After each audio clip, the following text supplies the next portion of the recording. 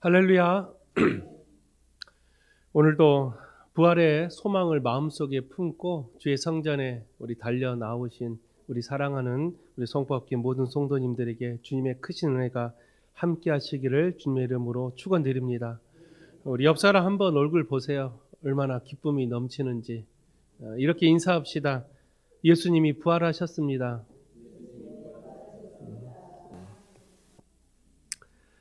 지금 부활절 절기입니다. 오늘은 부활절 두 번째 주일입니다.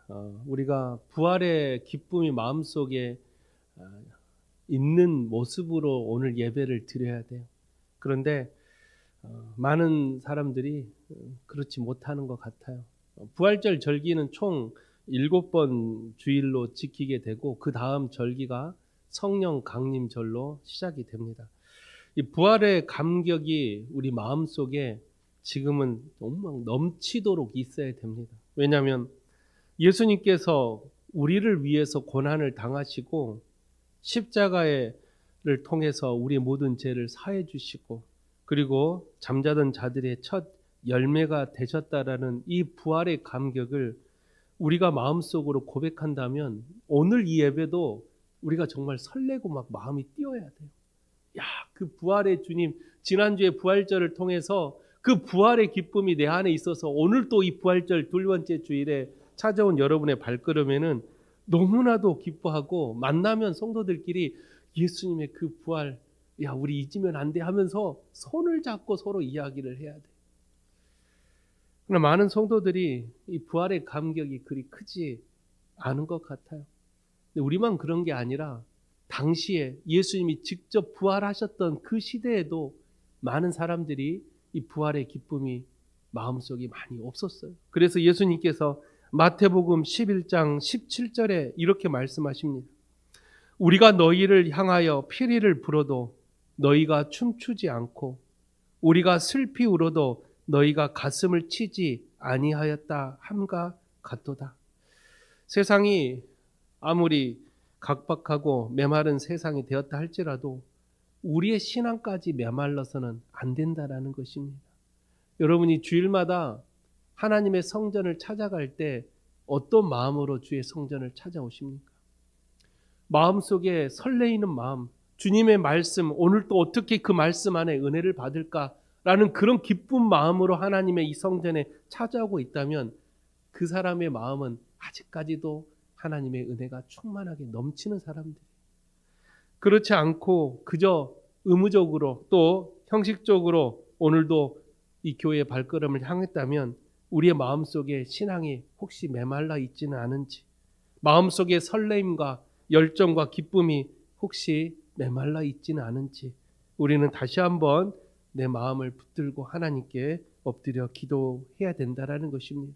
오늘 이 부활절 두 번째 주일에 오늘 말씀을 통해서 여러분에게 다시금 부활의 감격이 마음속에 넘치는 그런 시간이 되시기를 주의 이름으로 축원드립니다. 오늘 말씀은 예수님께서 부활하신 후 저녁에 있었던 사건이에요.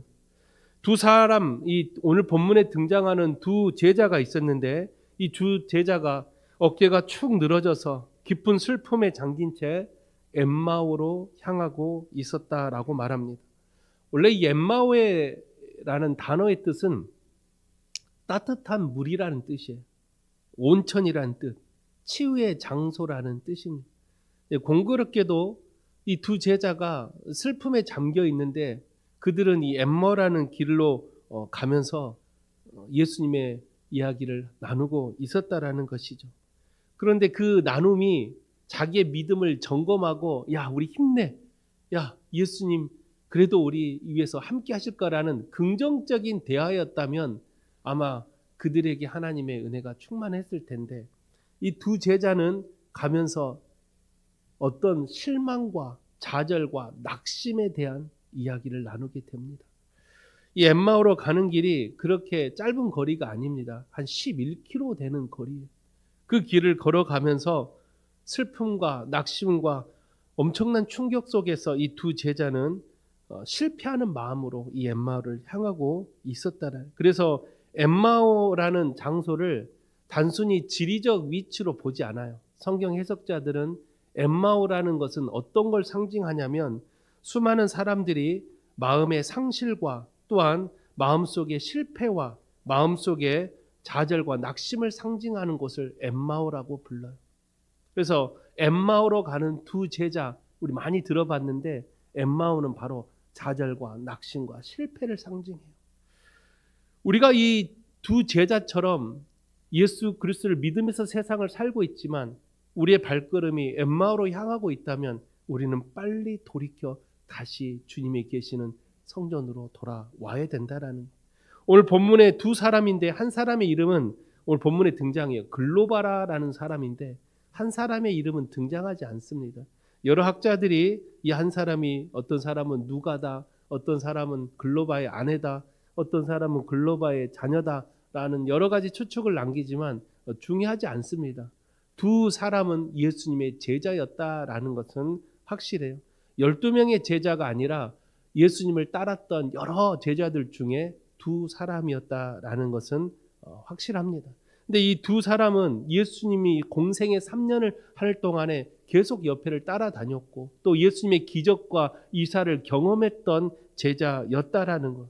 그러나 예수님께서 십자가에서 무참히 죽으신 것을 보고 큰 충격을 받고 예루살렘에서 모든 희망과 모든 마음이 무너졌다고 느껴져서 엠마오로 향하고 있던 이 두 제자에게 예수님이 찾아오게 되는 사건이 오늘 본문의 이야기입니다.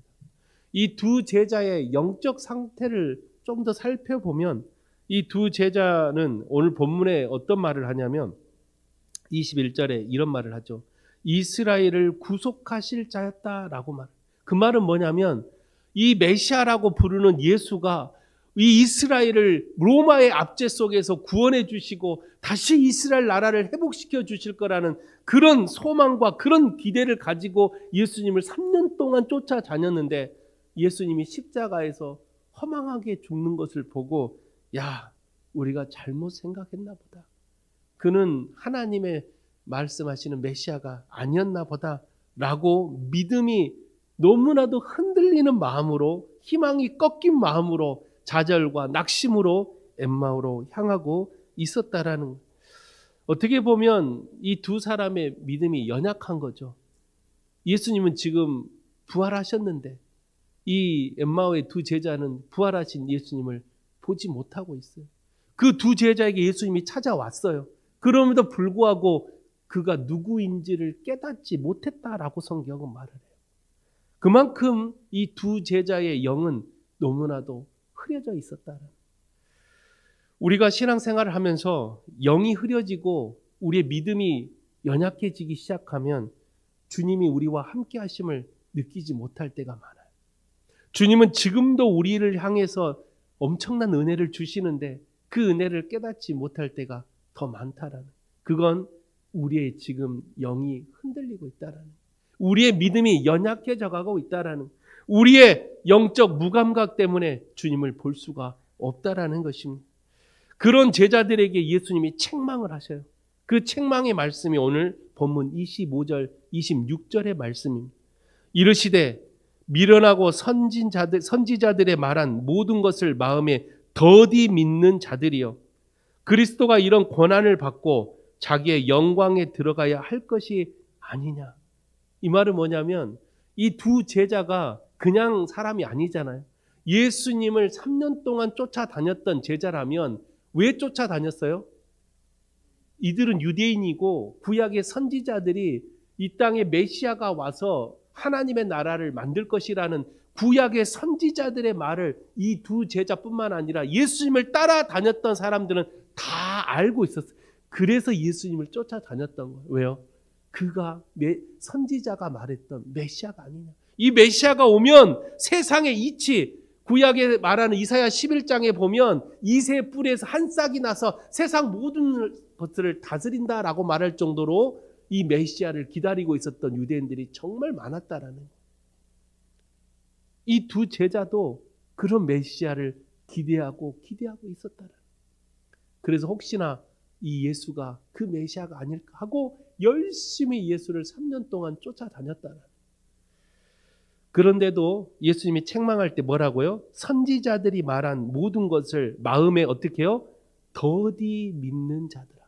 더디 믿다라는 말은 뭐예요? 믿긴 믿는데 확실한 믿음이 아니라 마음속에 그 진짜일까?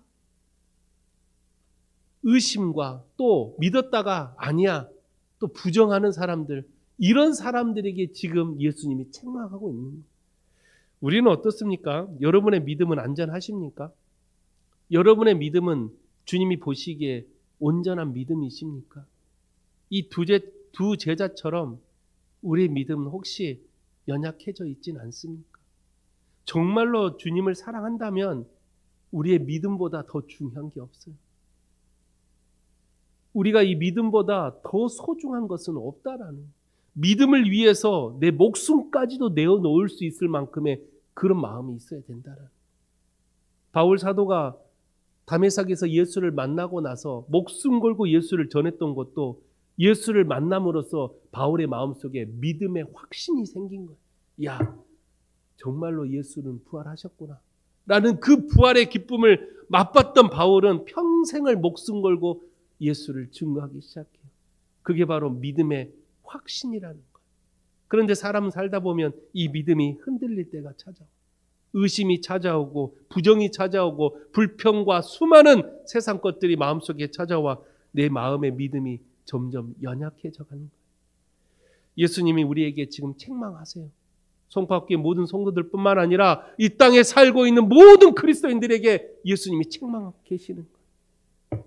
마음속에 믿음을 더디 믿는 자들아. 이런 주님의 통곡 소리가 들리지 않습니까? 2025년을 살아가는 지금 이 시대에 수많은 그리스도인들에게 주님이 책망하시는 소리가 들리지 않습니까? 그 소리가 우리 마음속에 들려야 다시 주님께 돌아가는 거예요. 세상의 수많은 유혹과 수많은 하나님보다 더 소중하게 생각하는 것들이 내 마음속에 자리를 잡고 있어서 주의 음성이 들리지가 않아요. 두 제자처럼, 엠마오로 가는 두 제자처럼 오늘날 우리들도 그런 영적 상태에 빠져 있다라는 것. 그런데도 우리가 한 가지 소망이 있는 건 그들에게 누가 오셨어요? 두 제자에게 예수님이 찾아왔다라는 것. 이게 우리에게는 은혜입니다. 이걸 바로 주님의 헤세드라고 불러요. 주님의 은혜가 아니면 우리는 단 한순간도 서 있을 수가 없는 거예요. 그래서 우리는 주님을 사랑할 수밖에 없어요. 주님은 그런 연약한 우리들을 직접 찾아오시는 거예요. 그래서 우리는 찾아오신 주님을 다시 만나기 위해서는 우리는 어때요? 다시 그 주님의 음성을 듣기 위해서 말씀과 기도로 무장하고 우리의 스스로 영적 각성이 필요하다라는 거예요. 그런 노력 없이 어떻게 주님을 다시 만날 수 있겠습니까? 오늘 이 두 제자를 보면서 우리의 믿음을 다시 한번 점검하는 그런 여러분 되시기를 부탁을 드립니다. 우리가 읽지는 않았지만 오늘 그 누가복음 24장을 끝까지 읽어보면 결국은 이 두 제자가 부활하신 예수님을 깨닫게 돼요. 엠마오로 가는 길에서는 깨닫지 못하지만 이제 한 여관에 들어가서 예수님과 만찬을 나눕니다. 그 만찬에 벌써 예수님이 떡을 떼어서 이 두 제자에게 주는 장면이 있어요. 이거를 우리는 성만찬이라고 불러요. 이 떡을 뗀다라는 것은 예수님의 몸을 나눈다라는 뜻으로 예수님의 모든 사랑과 그 모든 은혜를 그 두 제자에게 직접 부여하셨다라는 의미가 바로 떡을 떼어 음식을 나눴다라는. 결국 그때 이 두 제자들이 뭐라고 고백하냐면, 야, 바로 이분이 부활하신 예수님이었구나 라고 그제서야 깨닫게 돼요. 그래서 이 두 제자가 부활하신 예수님을 깨닫고 나서 너무나도 놀래가지고 다시 가던 길을 돌이켜 예루살렘으로 막 뛰어갑니다. 뛰어갔더니 이미 11제자에는 부활하신 예수님을 만난 후였어요. 그들을 찾아가서 야, 이 부활하신 예수님이 부활하셨대 그랬더니 11명 제자가 야, 우리도 만났어 하면서 거기서 얼싸안고 그래, 우리 다시 믿음을 부여잡고 부활하신 예수님을 우리 증거하자 하면서 이 두 제자가, 엠마오로 가던 두 제자가 다시 그렇게 남은 인생을 살았다라는 이야기가 오늘 본문의 이야기예요. 오늘 이 본문을 통해서 우리는 세 가지를 함께 나누려고 합니다. 오늘 엠마오로 가는 이 두 제자를 통해서 우리에게 깨닫게 해주시는 하나님의 세 가지의 은혜인데, 첫 번째, 언제나 주님은 우리와 함께 동행하신다라는 것. 오늘 본문 15절 16절에 보면 이렇게 말씀하십니다. 예수께서 가까이 이르러 그들과 동행하시나 그들의 눈이 가리워져서 그인 줄 알아보지 못하거늘. 엠마오로 내려가는 이 두 제자에게 주님이 찾아오셨어요. 그리고 그들과 함께 동행하셨다라고 말합니다. 동행이 뭡니까? 함께 가다라는 뜻 아닙니까? 주님이 우리와 동행하신다라는 것은 엄청난 큰 은혜예요. 제가 여러분들에게 늘 기도할 때 그런 말 많이 해요. 성령이 단 한 번도 우리를 떠나지 않고 있다라는 말 제가 참 많이 합니다. 저는 그 말을 참 좋아해요. 왜? 죄로 가득한 우리인데도, 정말로 보잘것없는 우리인데도 주님은 우리를 버리지 않는다라는 이 은혜가 얼마나 큰 은혜인지 아십니까? 주님은 우리와 함께 늘 동행하고 계신다. 근데 간혹 그래요. 교회 다니는 사람들도 야, 정말 하나님이 있긴 있어? 이렇게 말하는 사람들이 있어요. 왜 그런지 아세요? 주님이 떠난 게 아니라 주님이 안 보이는 거예요. 주님은 늘 우리 곁에 계시는데 우리의 믿음이 약해서 주님이 보이지 않는 것입니다. 그러면서 우리는 주님이 떠났다라고 말을 해요. 주님이 안 계신다라고 말을 해요. 자신에게 조금만 어려운 일이 생기면 도대체 하나님은 내 기도를 왜 듣지 않지? 주님은 정말 살아 계신가? 주님이 정말 존재하는가? 라고 말하는 수많은 사람들을 우리는 볼 때가 있어요. 주님은요, 단 한 번도 우리를 떠나신 적이 없어요. 다만 주님이 보이지 않을 뿐이에요. 우리의 영의 눈이 가리워져서, 우리의 믿음이 연약해서 옆에 계시는 주님이 보이지 않는 거예요. 사랑하는 송파교회 성도 여러분, 우리가 주님이 늘 우리와 동행하고 있다면 그 동행하시는 주님을 우리가 보고 느낄 수 있도록 영적인 눈과 귀를 여시기를 주의 이름으로 축원드립니다. 이 마지막 시대를 살고 있는 우리들에게 사단은 자꾸만 우리의 영과 눈을 가리고 있어요. 주님이 우리 곁에 계시는데 그 사이에 비집고 들어와서 사단 마귀는 자꾸만 세상의 유혹들로 우리의 눈앞에 딱 펼쳐져요. 그러다 보니까 우리의 마음이 점점 그 유혹에 빠져요. 또 자꾸만 사단은 우리의 연약함을 공격해서 내 안에 있는 분노를 일으키게 하고 시기와 질투와 성냄을 일으켜서 자꾸만 그리스도인으로서 살지 못하게 하는 그런 삶을 자꾸만 만들어요. 그러다 보니까 어때요? 처음에 죄 지을 때는 너무나도 죄송해서 하나님, 아버지, 그러다가 한 번 죄 짓고 나고 두 번 죄 짓고 세 번 죄 지으면 나중에는 이게 죄인지를 모를 때가 찾아와요. 그게 사단이 우리에게 주는 계략이에요. 그래서 우리는 끊임없이 영적인 눈과 귀가 닫히지 않도록 하나님 앞에 엎드려서 늘 기도하는 자리, 예배의 자리, 말씀의 자리로 우리의 삶을 그쪽으로 인도해야 된다라는 거예요. 우리가 정말로 예수 믿고 모두가 하나님 나라에 간다면 예배를 왜 드립니까? 예수 다 믿고 있는데. 여러분, 예수 다 믿잖아요. 주일날 왜 교회 오세요? 이미 천국 가는 건 확정돼 있는데. 예수 믿으면 다 하나님 나라 간다면서요. 근데 우리가 왜 예배 드리고 왜 기도하고 왜 말씀대로 살아야 됩니까? 그건 예수를 믿긴 믿지만 우리의 영과 눈이 가리워져서 마지막 주님이 재림 때 찾아왔을 때 주님을 볼 수가 없기 때문에 그래요. 마지막 주님이 찾아와서 사랑하는 아들아 딸아 부를 때 주의 음성이 들리지 않기 때문에 그래요. 그래서 미련한 다섯 처녀처럼 예수는 믿지만 마지막 신랑을 만나지 못한 건 우리의 영이 어두워져서 주의 음성을 들을 수가 없기 때문에 그래요. 그래서 우리는 영과 이 영적인 눈과 귀가 닫히지 않도록 끊임없이 말씀의 자리로, 기도의 자리로, 하나님의 은혜의 자리로 자꾸만 찾아가야 돼요. 예배의 자리, 여러분의 삶 가운데 말씀을 실천하고 언제나 그리스도인의 삶을 살아가는 것은 우리의 영과 눈이 닫히지 않도록. 그래서 마지막 주님이 그때에 우리를 부르실 때 아멘 하고 달려갈 수 있도록 우리는 끊임없이 영적 훈련을 스스로가 열심히 해야 돼요. 사랑하는 송파교회 성도 여러분, 여러분 끝까지 승리하시기를 주의 이름으로 부탁을 드립니다. 오직했으면 예수님이 마가복음 8장 18절에 이런 말을 했겠습니까? 너희가 눈이 있어도 보지 못하며 귀가 있어도 듣지 못하느냐, 또 기억하지 못하느냐. 이게 우리의 연약함이에요. 눈이 있어도 보지 못하고 귀가 있어도 듣지 못해요. 주님께서 우리 눈앞에서 수많은 기적을 보여줬음에도 불구하고 우리는 보지 못해요.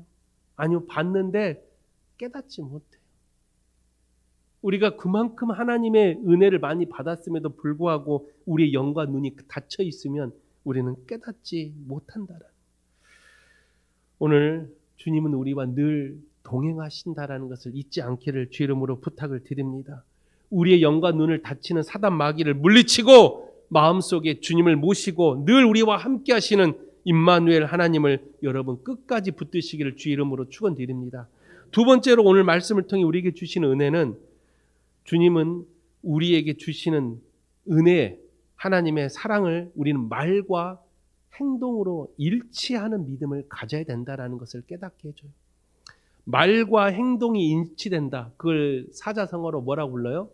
언행일치. 이 언행일치는 그리스도인들에게서 정말 중요한 단어입니다. 왜 그리스도인들에게 있어서 이게 중요한 단어이냐? 우리 그리스도인들이 내뱉는 이 말에는 뭐가 있어요? 권세가 있어요. 권세. 믿는 자들의 혀에는 권세가 있대요. 그래서 믿는 자들이 말 한마디로 생명을 살리고 죽어가는 영혼을 살리고 상처 입은 자들을 치유하는 게 그리스도인의 입술에 있다라는 거예요. 성경에도 나와요. 우리 말에는 권세가 있어요. 나사렛 예수 그리스도 이름으로 명하노니 사단아 떠나가라 하면 떠나간다니까요. 병든 자에게 손을 얹고 나사렛 예수 그리스도 이름으로 하나님의 이름으로 치유하라면 이 병이 떠나간다니까요.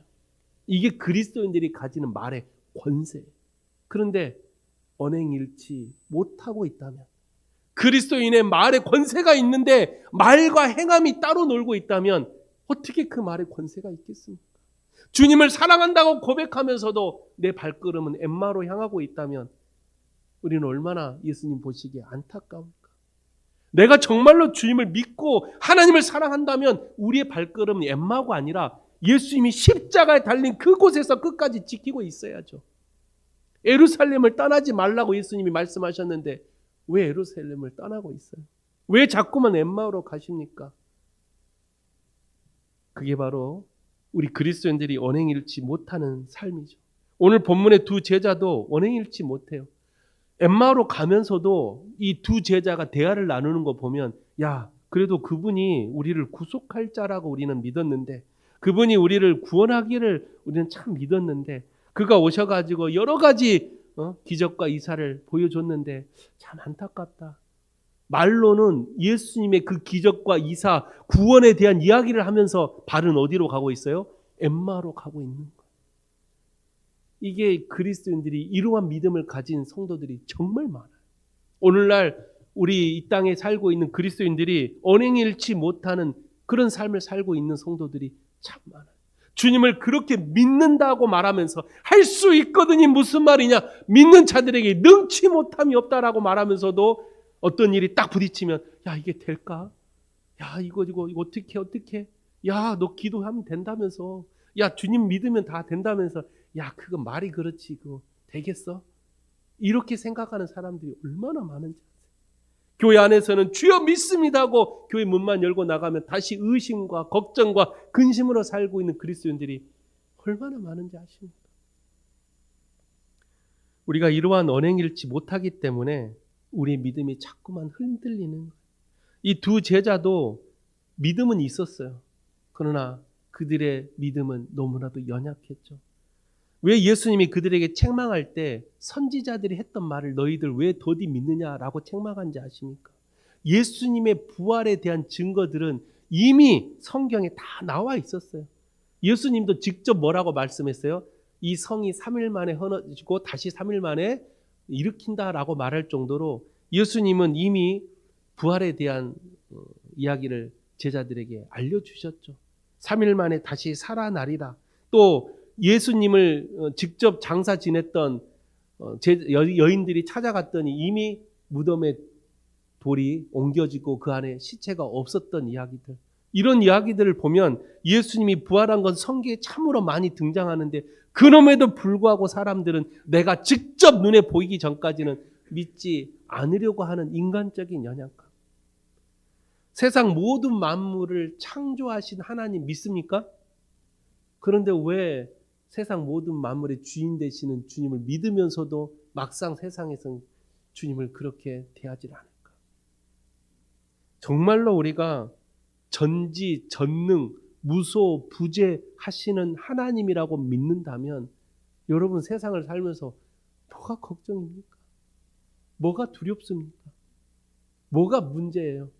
하나님이 우리를 통해 역사하시는데 문제는 우리의 믿음이 문제죠.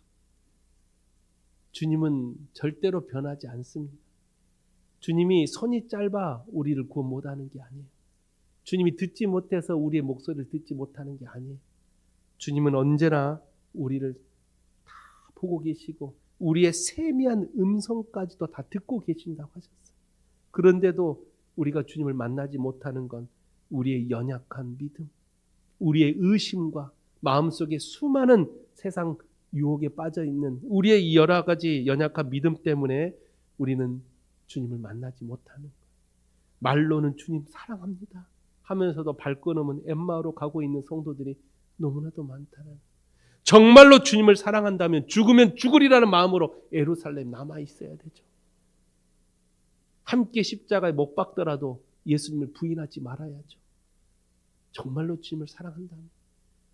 베드로는 어땠어요? 그렇게 사랑한다고 하지만 말과 행동이 일치하지 않았어요. 제자들 또한 십자가에 달리신 예수님을 다 보면서도 다 도망가 버렸던 수많은 사람들. 우리도 말과 행동이 일치되는 그런 삶을 사시기를 주의 이름으로 축원드립니다. 우리 송파교회 모든 성도님들은 여러분의 말에 권세가 있다라는 것을 끝까지 믿으시고 삶 가운데 그 말과 행동이 일치되는 그런 우리 귀한 성도님들 되시기를 주의 이름으로 축원드립니다.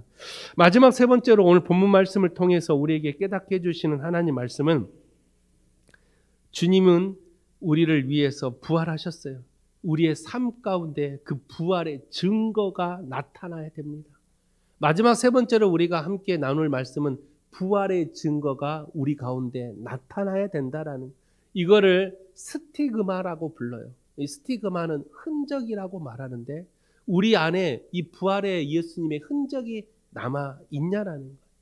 그러기 위해서는 세 가지가 있어야 돼요. 부활의 흔적이 내 안에 있기 위해서는 세 가지가 있어야 되는데 첫 번째가 뭐냐? 바로 마음이 늘 뜨거워져야 돼요. 예수님을 위해서 내 신앙의 뜨거움이 있어야 되고 주님을 위해서 내 믿음의 뜨거움이 있어야 되고 주님을 위해서 내 삶의 실천과 봉사와 헌신의 뜨거움들이 있어야 돼요. 오늘 읽지는 않았지만 그 누가복음 24장 32절에 보면 뭐라고 말해요?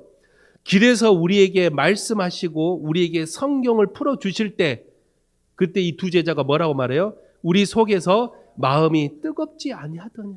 그러니까 예수님께서 엠마로 가는 이 두 자에게 찾아와서 너희들 왜 여기 가니? 너희들 정말 부활하신 예수님 하면서 예수님께서 이 선지자의 이야기부터 예수님 이야기를 쭉 해주니까 그제서야 이 두 제자의 마음속에 뜨거움이 다시 살아나는 신앙의 열정이 다시 일어나는 거예요.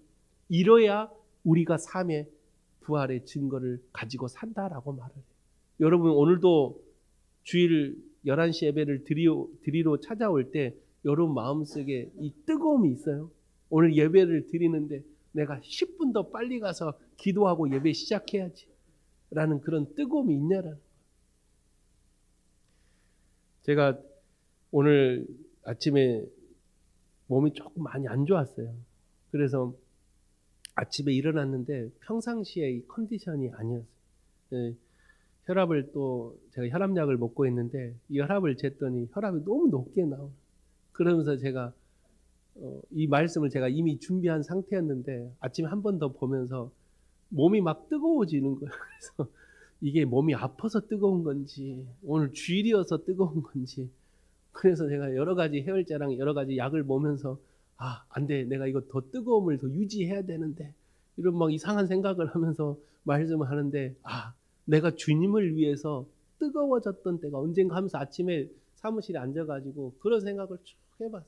내가 정말 주님을 위해서 뜨거워졌던 때가 언젠가 했더니 제일 먼저 떠올랐던 때가 언젠지 아세요? 제가 대학원 시험 떨어지고 집에서 울고 불며 기도할 때, 그때가 제 인생에 있어서 가장 믿음이 뜨거워졌던 것 같아요. 그때 제가 이 집에서 교회 혼자 가서 기도하는데 얼마나 마음속에 하나님, 그때는 그 비전이 잘 보이지 않을 때, 어디로 가야 될지를 모를 때, 내가 이 목회를 계속 해야 될지 말아야 될지를 놓고 기도할 때 정말로 뜨거워집니다. 그래서 제가 아버지한테, 그때는 제가 백수였어요. 대학교도 졸업하고 이제 갈 데도 없이 사역도 안 하고 있으니까 집에서 하루하루 백수처럼 누워 있으니까 우리 어머니가 교회 가서 기도나 하세요 했나. 그래서 제가 이제 저 대학원 시험 봐야 돼. 떨어지셨잖아요. 그래서 아버지는 나가서 운동이나 하세요.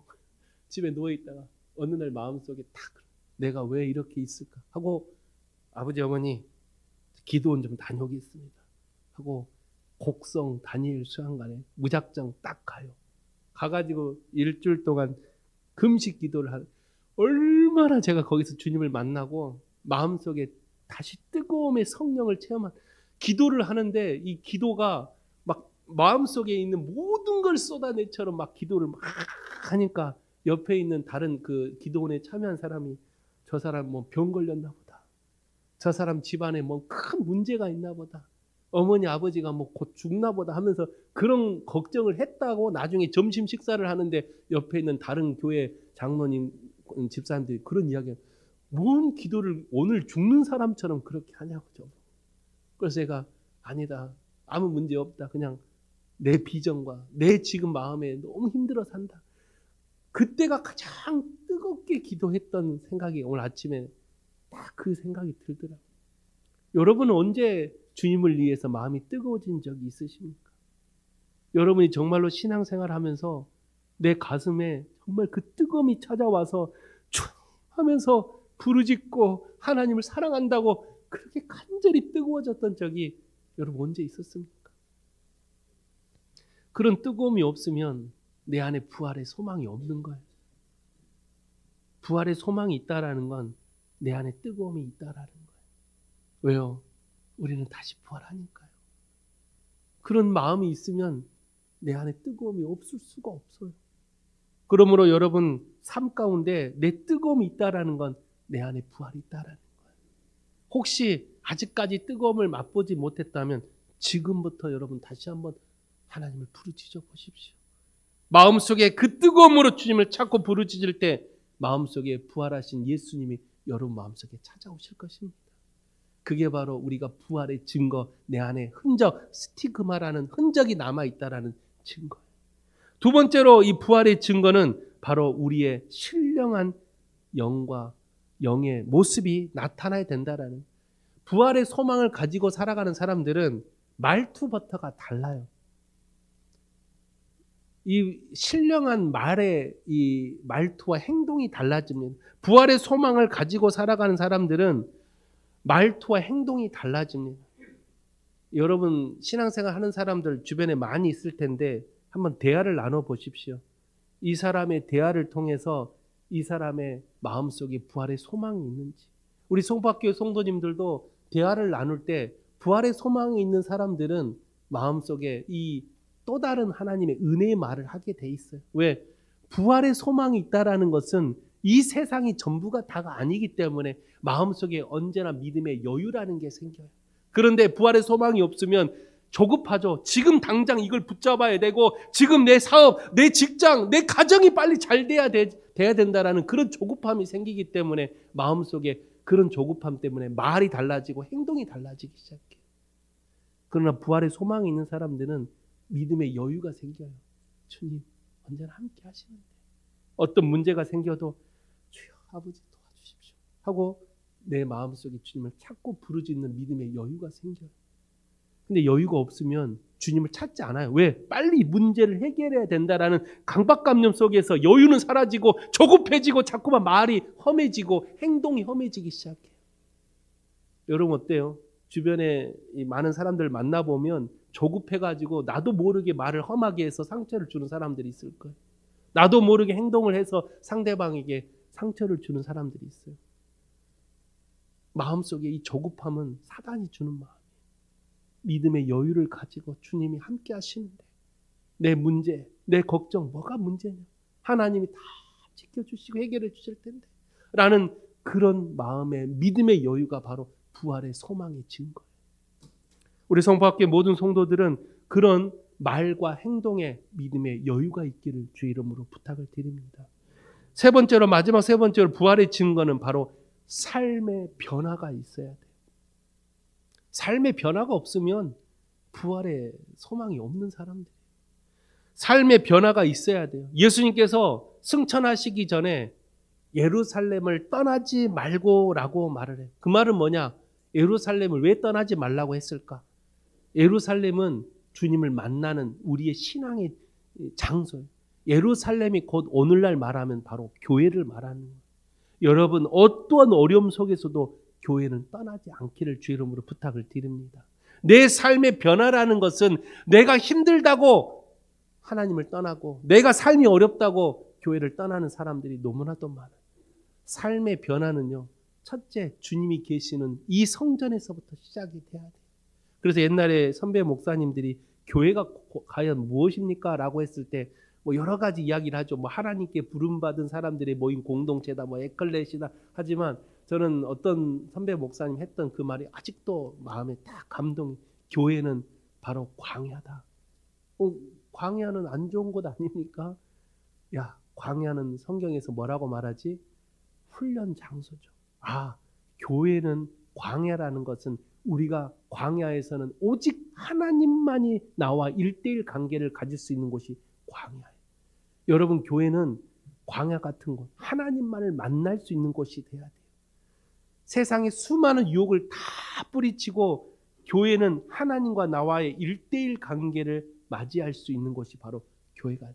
그러면 교회가 꼭 성포학교회 이 건물을 말하느냐? 아니죠. 교회는 여러분 마음속이 교회가 돼야 되고 여러분의 가정이 교회가 돼야 돼요. 그것이 주님과 1:1 관계를 맞이할 수 있는 곳이라면 그것이 하나님의 교회라면 여러분의 삶, 여러분의 가정, 여러분의 마음이 하나님의 임재하는 교회가 돼야 돼요. 저는 우리 성포학교 모든 성도들이 그런 주님과 1:1 관계를 가질 수 있는 삶의 변화가 있기를 주 이름으로 부탁을 드립니다. 그 어떤 사단의 공격 속에서도 넘어가지 않고 오직 주님과 나와의 1:1 주님 코람대화할 수 있는 나는 주님과 지금 내 앞에 주님만이 서 계신다라는 그런 마음으로 신앙생활 한다면 완전히 삶의 변화는 뭐 이루 말할 수 없는 은혜로 넘치게 되죠. 주님이 나와 지금 함께하고 있는데 우리가 죄 지을 수 있어요? 나쁜 말 했다가도 나쁜 짓 했다가도 바로 주의 아버지. 우리가 그러자 어린아이들이 아빠 엄마 없을 때는 집에서 장난치다가 뭐 어떤 잘못을 저질러요. 그런데 이 어린아이들이 아빠 엄마 오면 혼날까 봐 거짓말하거나 막 숨겨요. 왜 그래요? 옆에 있으면 자기가 혼날까 봐. 그 똑같은 마음으로 신앙생활 하는 거예요. 주님이 옆에 있다고 생각해 보세요. 내가 잘못하면 혼날까 봐 할 수 있겠어요? 그런 마음이 바로 코람데오의 신앙이에요. 주님이 나와 함께하고 있다라는 마음으로 세상을 살다 보면 순간 내가 죄를 지었다 할지라도 아버지 보셨어요? 하나님 봤죠? 방금 다 보고 계시죠? 그런 마음이 삶의 변화를 찾아오게 합니다. 말이 달라지고 행동이 달라지고 내 삶의 변화가 시작이 되어지는 것이 주님이 임재하는 늘 내 삶이 된다면 여러분 그게 바로 부활의 증거를 가지고 살아가는 사람들입니다. 말씀을 마칩니다. 오늘 이 엠마오로 가는 두 제자를 보면서 오늘 우리에게 세 가지의 깨달음을 주게 됩니다. 첫째는 그럼에도 주님은 우리에게 찾아와 우리와 동행해 주신다라는 것. 두 번째는 우리들의 말과 행동이 일치돼야 된다라는 것. 주님을 사랑하면서도 엠마오로 가서는 안 됩니다. 주님을 사랑한다면 예루살렘에 남아 있어야 되죠. 마지막 세 번째로 부활의 증거가 나타나야 돼요. 그 부활의 증거는 첫째는 마음이 뜨거워지는 신앙, 또한 내 말과 행동이 변화되는 신앙, 마지막 세 번째는 내 삶의 변화가 찾아오는 신앙. 이러한 세 가지의 부활의 증거를 가지시고 살아간다면 오늘 여러분들은 이 부활의 소망을 마음속에 품고 오늘도 각자의 자리에 승리할 수 있는 그런 하나님께 축복받는 성도님들이 되실 것을 믿음으로 고백하시기를 주 이름으로 축원드립니다. 기도하겠습니다. 거룩하신 하나님 아버지, 엠마오로 가는 두 제자를 보면서 주님을 믿으면서도 주님을 사랑한다고 고백하면서도 우리의 발걸음이 엠마오로 향하고 있다면 주님 얼마나 우리를 위해서 안타까워하실까요?